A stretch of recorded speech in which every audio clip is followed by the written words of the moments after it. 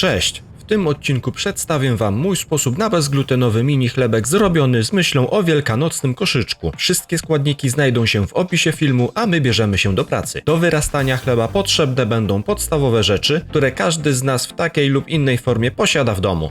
Więc jakaś miseczka do wyrastania chleba, ściereczka oraz zwykły metalowy garnek, pod którym chleb będzie się wypiekał.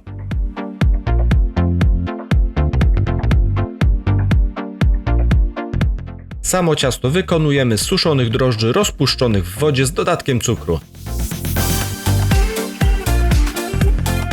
Następnie dodajemy odważoną mieszankę mąk Charmix B wraz z solą.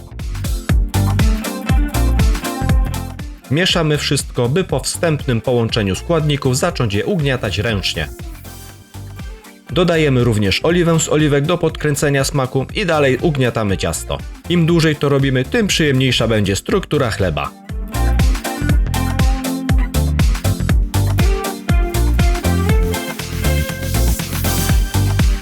Ciasto formujemy w kulkę.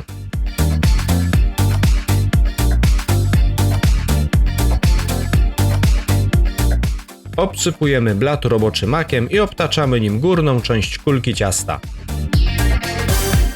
Teraz naszą miseczkę wykładamy czystą ściereczką i obsypujemy ją mąką ryżową, co zabezpieczy ciasto przed przyklejeniem się.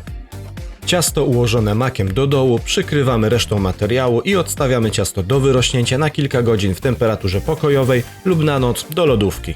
Piekarnik nagrzewamy do temperatury 220 stopni grzałkami góra-dół i wkładamy garnek do środka, aby nabrał temperatury.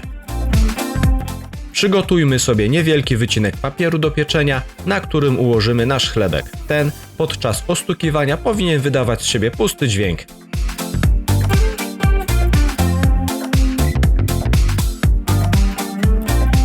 Pędzelkiem zdejmujemy nadmiar mąki, nacinamy bochenek, aby ładnie się otworzył podczas pieczenia, a powierzchnię chlebka spryskujemy wodą.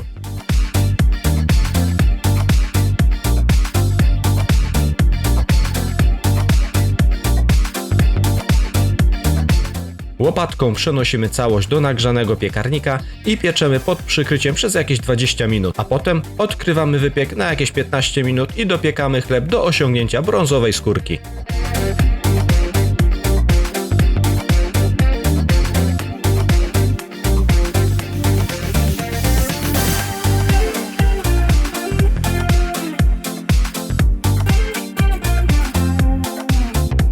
Po ostukaniu chleba powinien wydać z siebie pusty dźwięk.